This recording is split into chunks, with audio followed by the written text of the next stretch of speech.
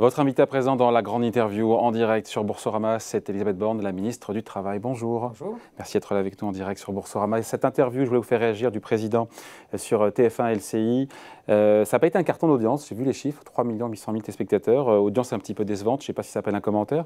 Et il y a eu un sondage au Doxa pour le Figaro qui est sorti dans la foulée qui prouve que, qui montre en tout cas que 37% des Français ont trouvé, seulement 37% ont trouvé le président convaincant et 63% qui ne souhaitent pas qu'il se présente en 2022. Des Français ni convaincus, ni mobilisés, vous êtes déçus, vous relativisez Écoutez, je pense que voilà, ce n'est pas le genre de format où on imagine qu'on a une audience maximale. Hein. Ce n'est pas le format de l'allocution pour annoncer les prochaines règles ou sur la crise sanitaire. En tout cas, je pense que c'était important qu'ils puissent, au travers de cette émission, rappeler le sens de l'action qui est menée depuis bientôt 5 ans maintenant, aussi redire les réformes qui ont été menées. Je pense qu'on sait qu'on a un quinquennat qui a quand même été bousculé par des crises, et notamment presque 2 ans maintenant de crise sanitaire. Donc redonner le fil de l'action, rappeler ce qui a été fait, ça, je crois que c'était effectivement important. Dire aussi que si aujourd'hui on a une croissance qui est à près de 7%, des plus fortes de la zone euro, si on a créé près d'1 million d'emplois depuis le début du quinquennat et qu'on n'a jamais eu un taux d'emploi aussi élevé depuis près de 50 ans, ça n'est pas tombé du ciel, c'est évidemment le résultat du quoi qu'il en coûte, mais aussi des réformes qui ont été menées depuis le début du quinquennat, que ce soit les ordonnances travail, que ce soit les réformes fiscales, que ce soit la réforme de l'assurance chômage. Donc je pense que c'était important de redonner ce sens et ce fil du quinquennat. C'est ça que vous affirmez, c'est ça que vous dites aux 6 Français sur 10 qui estiment que son bilan est mauvais pour 76% des Français ce pouvoir d'achat, 61% des Français le pensent aussi sur le chômage. Pour vous, c'est injustifié, c'est injuste, ils ont la dent dure? Alors, mauvais sur le chômage, ça peut paraître en effet, on va dire qu'ils sont mal informés.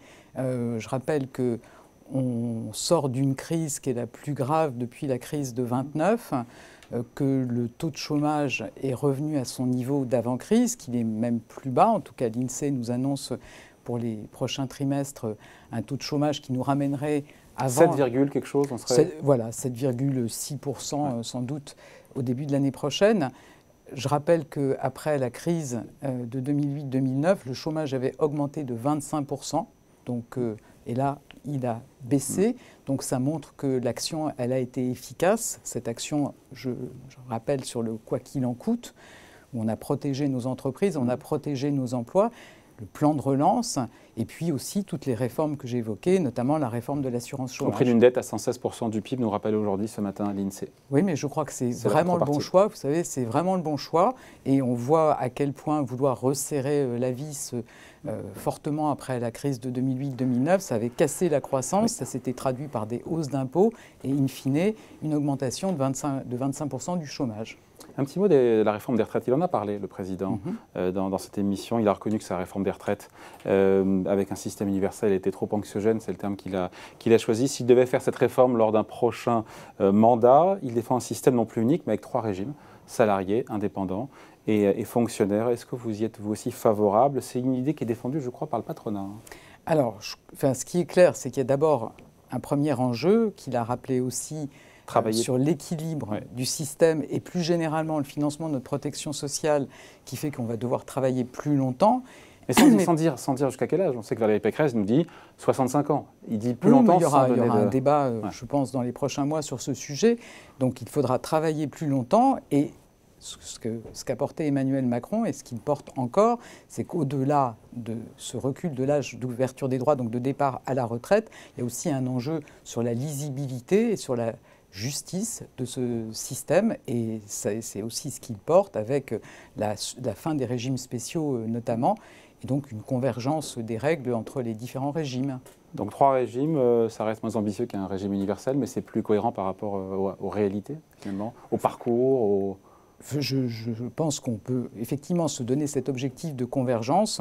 Mais 42 régimes aujourd'hui. 42 régimes, oui, et puis des situations que les Français ne comprennent pas bien sur les régimes spéciaux, où on a beaucoup plus de droits en cotisant pas plus que les autres. Donc il y a besoin aussi d'avoir plus d'équité dans le système. Il y a aussi un enjeu sur le niveau des pensions qui est évidemment important pour les Français. Cette nécessité de travailler plus tard, plus longtemps, on l'a compris. Encore, j'ai envie de dire, faudrait-il que les seniors ne soient pas poussés vers la sortie par leur employeur. Il y a un vrai sujet. Le sujet de fond, d'ailleurs, il est là. C'est son corollaire. Hein. Alors, on a deux situations paradoxales dans notre pays sur l'emploi des jeunes, le taux d'emploi des jeunes et le taux d'emploi des seniors. Aux extrémités, comme on dit, aux extrémités. Absolument. Donc, sur le taux d'emploi des jeunes, c'est tout ce que moi je porte au travers du contrat d'engagement jeune, pour que ce ne soit pas un parcours du combattant de rentrer dans la vie professionnelle. Et puis, il y a effectivement ce chantier pour les seniors aussi, qu'on n'ait pas... ce qui est aussi une discrimination, de pousser les seniors au départ. Ça suppose aussi qu'on travaille sur la formation tout au long de la vie. Moi, vous entendez des entreprises qui vous disent ce monsieur ou cette dame qui a plus de 55 ans, il n'a plus les compétences adaptées. C'est la responsabilité de l'employeur. Et puis il coûte cher, il faut dire ça aussi, ça coûte cher aux entreprises. Ça peut aussi être effectivement un des aspects, mais donc on a, avec la question de la réforme des retraites, ce sujet important du maintien dans l'emploi des seniors. Donc je dis ça passe par des enjeux de formation, ça peut aussi passer par la prévention de l'usure professionnelle, parce que vous avez des métiers dans lesquels, vous voyez par exemple, vous n'êtes pas carreleur pendant 42 ans, et donc il y a aussi à agir sur la prévention de l'usure, y compris sur des reconversions possibles sur certains métiers vers d'autres métiers. Valérie Pécresse, on en parlait, donc il monte en tout cas en puissance dans les sondages, mais elle s'est prononcée sur les 65 ans pour l'âge légal de départ à la retraite. Vous, à titre personnel, en tant que ministre du Travail, pour ou contre sur 65 ans? Enfin, vous savez, les débats, ils sont entre 64 ans et 65 ans. Oui. Je ne sais pas si c'est le cœur du sujet. Je pense que ce qui est important, c'est de se dire qu'on doit travailler davantage, que ça suppose... Et aller vers 64 ou 65 ans. Comme vous le disiez, effectivement, qu'on garde les seniors dans les entreprises, qu'on valorise aussi l'expérience des seniors. Donc voilà, c'est vraiment le cœur des enjeux. Sachant qu'une étude publiée hier par le ministère de la Santé sur l'âge idéal de départ à la retraite pour les Français, vous diriez quoi? On a demandé aux Français? Oui, le ministère de la Santé. J'ai en tête une étude, alors je ne sais pas si c'est la même, mais les jeunes avaient une vision... Alors pas les jeunes, les Français, aux Français. Les Français. 61 ans. Oui. Et donc il y a du boulot pour faire comprendre que ça sera à 63, 64 ans. Je pense que ça veut aussi dire que, et ça rejoint aussi la question de l'attractivité des métiers, qu'il faut aussi que les salariés, qu'on leur donne du sens. Je pense qu'on sort d'une crise qui conduit aussi les salariés à être plus attachés au sens de leur travail et qu'on leur propose des parcours professionnels qui soient motivants, qu'ils aient effectivement la possibilité d'avoir une vie professionnelle riche sur une durée suffisamment longue. Un petit mot du télétravail, Elisabeth Borne, le gouvernement qui demande aux entreprises de recourir au télétravail 2 à 3 jours par semaine sans que ce soit obligatoire. Vous avez des remontées du terrain pour savoir quel pourcentage d'entreprises qui respectent cette consigne aujourd'hui? Elle est très très largement respectée. On aura des éléments plus précis au travers d'une enquête qu'on est en train de faire, donc dont on aura les résultats en début de semaine prochaine. Mais moi, je peux vous assurer, là encore, j'ai fait une réunion avec les organisations patronales et syndicales hier pour faire le point sur effectivement l'application des règles en entreprise. Les organisations patronales et les organisations syndicales nous disent que les entreprises se sont vraiment remobilisées sur le télétravail. On a dit que la cible, c'est 2 à 3 jours par semaine. Donc, les entreprises ont bien entendu ce message. Et sur un autre aspect important, le respect des gestes barrières, le port du masque, le respect des distances. Je pense que chacun est conscient que c'est aussi entre nos mains de faire face à cette 5e vague. Et puis, le variant qui peut aussi arriver. Donc, c'est la responsabilité de chacun de freiner la diffusion de ce virus et de faire face dans des bonnes conditions à cette vague. La question qu'on se pose tous avec cette 5e vague, ce plateau haut et puis ce variant Omicron qui vient se greffer là-dessus, on est évidemment dans l'incertitude, mais à partir de quel moment, de quel niveau de dégradation de la situation sanitaire vous rendrez obligatoire le recours au télétravail? Est-ce que vous savez, je pense que la méthode de la responsabilité, elle marche très bien. Les entreprises, je le redis, elles sont bien conscientes que pour ne pas avoir à reprendre des mesures très strictes comme on en a connu dans des vagues précédentes, ça veut dire que chacun doit prendre ses responsabilités, appliquer les gestes barrières, suivre les recommandations qui sont faites. Après, il y a les situations en réanimation, encore une fois. On sera à 4000 d'ici 2-3 semaines. Mais vous savez, il y a aussi une réponse, et là, je pense qu'il ne faut pas se poser de questions, c'est la vaccination, le rappel. Et c'est comme ça aussi qu'on pourra faire face à cette 5e vague. Un petit mot des salaires, encore une fois. On a eu l'inflation confirmée, je crois que c'était hier par l'INSEE, 2,8% pour un an. Les chiffres Eurostat montrent 3,3%, 3,4%. On est loin évidemment des États-Unis qui sont à 7% et de la zone euro qui est à 5% d'inflation sur un an. Mais les entreprises sont, on le sent bien, sous pression pour augmenter les salaires. Il se trouve qu'en plus, les marges des entreprises non financières sont au plus haut près de 36% de la valeur ajoutée, je donne le chiffre pour celles et ceux que ça intéresse. Est-ce que vous demandez plus que jamais aux employeurs d'augmenter les salaires en 2022 ? Est-ce qu'ils vont vous écouter ? Même si on a vu à la rentrée Geoffroy Roux de Bézieux qui avait dit oui, ça va augmenter en 2022. Il y a moyen de contrôler, bien évidemment, au-delà de la bonne intention. Bien évidemment, il faut qu'il y ait des négociations au niveau des branches et au niveau des entreprises. Il y en a d'ailleurs. Il y en a. Moi, je voyais ce matin, là aussi, les organisations patronales et syndicales pour faire le point sur la quarantaine de branches qui avaient des minima dans leur grille inférieure au SMIC. Ce qui faisait hurler Philippe Martinez, qui était sur ce plateau il y a quelques mois, il me dit mais comment est-ce possible ? Et je le comprends. C'est-à-dire qu'on se dit mais comment c'est possible que dans des branches, on soit moins payé qu'au SMIC ? On est payé au SMIC, mais le sujet c'est que finalement, quand vous avez plusieurs niveaux de la grille qui sont inférieurs au SMIC, la loi s'applique, donc vous êtes payé au SMIC, mais ça veut dire que vous n'avez aucune perspective de progression. Premier niveau, vous êtes au SMIC, et le 5e, vous êtes toujours au SMIC. Voilà. Donc c'est absolument pas motivant pour les salariés. Moi, ce que je constate, c'est que depuis qu'on a mis la pression, qu'on a reçu on en est où, par dans ces les négos, branches, comme on dit, ces négos, elles avancent. Il y a à peu près un tiers des branches qui ont mené des négociations, conclu des accords, et qui ont désormais effectivement des minima qui sont au moins égaux au SMIC. On a vu hier que dans le secteur des hôtels, cafés, restaurants, qui est évidemment un secteur très important, puisque 5% de hausse de la grille de salaire. Voilà, donc c'est plus de 800 000 salariés, donc c'est important. 5% de plus que le SMIC. Absolument. Donc maintenant, cette proposition, elle est sur la table. Les organisations syndicales ont jusqu'au 17 janvier pour se prononcer sur cet accord. Vous avez bon espoir qu'il y ait un accord là-dessus ? Écoutez, en tout cas, je trouve qu'il y a des propositions substantielles qui ont été faites par les organisations patronales. Et je pense que c'est effectivement important que maintenant on puisse avancer sur cette base. Et donc, je vous dis, il y a à peu près un tiers des branches qui, effectivement, ont pris le sujet en main et ont maintenant des minima qui sont bien supérieurs ou égal au SMIC. Il en reste combien alors ? Il y a une grosse moitié des branches qui continuent toujours leurs négociations. Et puis, il y a en l'occurrence 3 branches dans lesquelles la discussion est bloquée, le dialogue social est défaillant.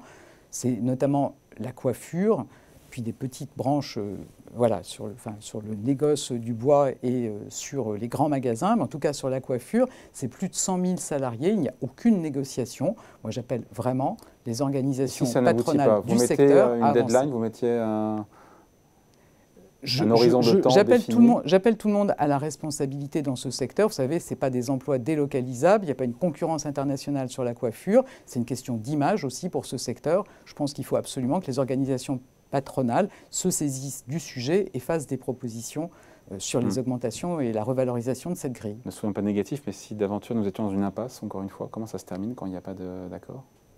Vous savez, ce n'est pas l'État qui va se mettre à faire la grille des coiffeurs. Je pense que c'est bien que les organisations patronales et syndicales s'emparent de ce sujet.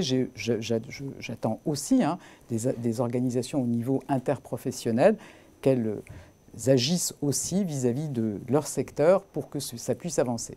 Un petit mot, Elisabeth Borne, de l'apprentissage. On a eu le chiffre ce matin, 650 000 contrats d'apprentissage signés cette année, 25% de plus. On touche l'objectif, on est au-delà. Alors, on a déjà reçu 650 000 contrats. Et ce n'est pas fini. J'espère que ça va encore monter. Le président de la République a évoqué 680 000, peut-être 700 000. C'est un super succès du quinquennat. Vous savez, on était à moins de 300 000 au début du quinquennat. Et moi, je me réjouis évidemment que cette voie de l'apprentissage se développe parce que c'est pour les jeunes la meilleure façon de se former. On apprend un métier, on apprend à la fois la partie théorique mais aussi la partie pratique, on découvre le monde professionnel et puis bien souvent pour le jeune c'est un emploi à la clé. Donc c'est vraiment une voie qu'on va continuer à soutenir. Avec des primes, il y a eu des primes entre 5 000 et 8 000 euros. C'est à la fois le résultat de la réforme de l'apprentissage en 2018 et puis c'est le résultat des primes qu'on a prolongé jusqu'à juin 2022. Est-ce à dire que l'image que l'on a, quand on voit ces chiffres, on vient de 300 000, on ne sera pas loin de peut-être de 700 000 cette année contrats d'apprentissage, est-ce que c'est à dire que l'image, encore une fois, de l'apprentissage est peut-être en train de changer aujourd'hui? Parce qu'il y a Alors je pense que très clairement l'image a changé. C'est vrai qu'il y a aussi, on va dire, une explosion dans le supérieur, mais c'est aussi une bonne chose, parce que vous voyez, apprendre la comptabilité ou la gestion des ressources humaines, c'est mieux d'être en entreprise pour apprendre ces métiers. L'apprentissage progresse sur tous les niveaux de qualification, y compris le CAP, le bac professionnel. Moi, je souhaite qu'on accélère encore sur ces niveaux-là. Il y a des métiers pour lesquels il faut absolument se former en entreprise aussi, les métiers de boulanger, tous les métiers de l'industrie. Il va falloir qu'on continue à mettre le paquet et peut-être apporter tous ensemble le fait que ce sont aussi des très beaux métiers, que sur les métiers manuels, c'est aussi des très beaux métiers. Non seulement ce sont des beaux métiers, mais je sais qu'il y a beaucoup de jeunes qui souhaitent être indépendants, qui souhaitent créer leur entreprise. C'est une bonne voie aussi de s'engager dans ces métiers pour demain créer ou reprendre une entreprise. Bon, très bien. Vous prendrez quelques jours de vacances d'ici la fin d'année? Parce que je me projetais en 2022, je me disais, je repensais encore une fois ce pouvoir d'achat. L'INSEE nous dit qu'il va baisser en début d'année prochaine. Il y a Omicron, on ne sait pas trop quand on voit l'évolution des cas au Royaume-Uni. La rentrée ne va pas être simple en 2022. Écoutez, je pense qu'on va rester très vigilants, vous voyez, y compris effectivement, comme vous le dites, sur l'évolution de la situation sanitaire dans les prochains jours. Bon voilà, merci en tout cas, merci d'être avec nous, Elisabeth Borne, la ministre du Travail, invitée de la grande interview en direct sur Boursorama. Merci. Merci.